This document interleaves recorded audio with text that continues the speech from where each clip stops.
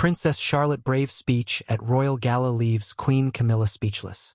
The grand chandeliers of Buckingham Palace shimmered like captured starlight, spilling their golden glow over the polished marble floors and the elegantly adorned guests. The air was thick with expectation and whispered gossip, as every member of the royal circle and influential dignitaries from across the globe had gathered for what was touted as the event of the season, the annual Royal Gala. The kind of evening that could command headlines before dinner was even served, where a misplaced word or a fleeting glance could spiral into scandal by morning.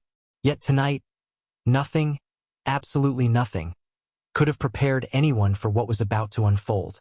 Princess Charlotte, the youngest daughter of Prince William and Catherine, Duchess of Cambridge, had always been observed with a certain quiet dignity, a poise that belied her age.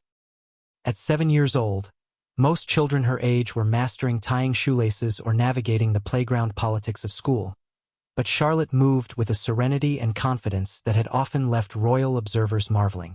She had been raised in a world of protocol and perfection, under the watchful eyes of the press and the public alike, where every smile was analyzed, every step scrutinized. And yet, despite the expectations, despite the orchestrated perfection that life within the palace demanded, there was something fundamentally untamed about her spirit, a spark that hinted she was not merely a member of the royal family, but a force in her own right. The gala began like any other. A swirl of champagne flutes clinking delicately, soft classical music murmuring from the orchestra, and the polite, measured laughter of those who had mastered the art of diplomacy over decades. Queen Camilla, adorned in an emerald green gown that caught the light with every subtle movement, held court in the grand hall, her posture impeccable, her smile practiced but imperceptibly tense. Tonight, as always, she represented the crown, her presence a reminder of centuries of tradition, hierarchy, and the burdens of monarchy. Yet there was an underlying fragility to the evening, a tension that seemed to ripple through the gilded walls and into the hearts of the assembled nobility. Charlotte had been seated quietly in the royal box, her hands neatly folded on her lap, eyes flicking from one distinguished guest to another. Observers noted her calm demeanor, but there was a quiet electricity about her, a sense that she was aware of the currents of power and influence swirling around her and, perhaps, that she intended to stir them. She had prepared for tonight with the seriousness of a diplomat and the passion of a child whose conscience could not be contained by etiquette alone. As the evening progressed, speeches were made, applause was given, and the air of formality thickened with every passing moment. When Charlotte's turn came, a hush descended over the hall so sudden it was almost deafening. Even Queen Camilla, who had grown accustomed to commanding attention and receiving unwavering deference, felt a slight tremor of uncertainty ripple through her composure.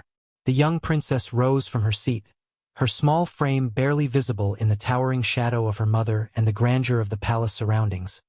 Yet her presence was impossible to ignore. She took a deep breath, the kind of breath that carries with it years of unspoken thoughts and resolute courage, and stepped forward. The crystal chandeliers seemed to lean closer as if to hear every word. Guests leaned in, some curious, some anxious, while the cameras flashed, capturing the moment for an audience far beyond the palace walls. Charlotte's eyes met her grandmother's, and there was a weight in her gaze that no one present could ignore. "My Grandma Diana deserved to be queen," Charlotte began, her voice clear, unwavering, and ringing with a strength that seemed almost otherworldly for her age. The words struck the hall like a bolt of lightning. Gasps rose in a wave that reverberated through the ornate chamber. Conversations halted mid-sentence. Glasses were lifted and then forgotten. The very air seemed to pause, suspended by the audacity of her declaration.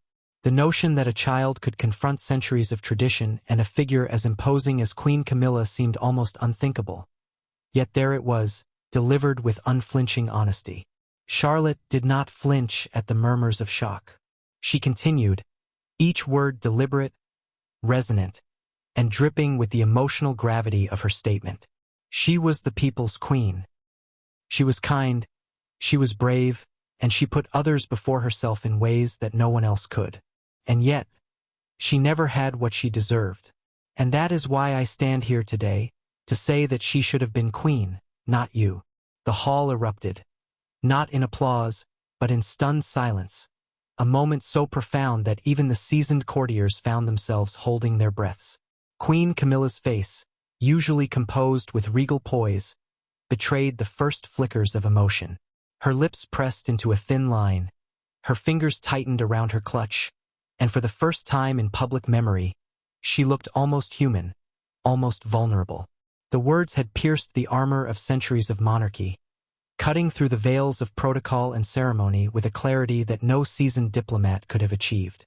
Many wondered how Charlotte had learned to express such bravery, such conviction, at such a tender age.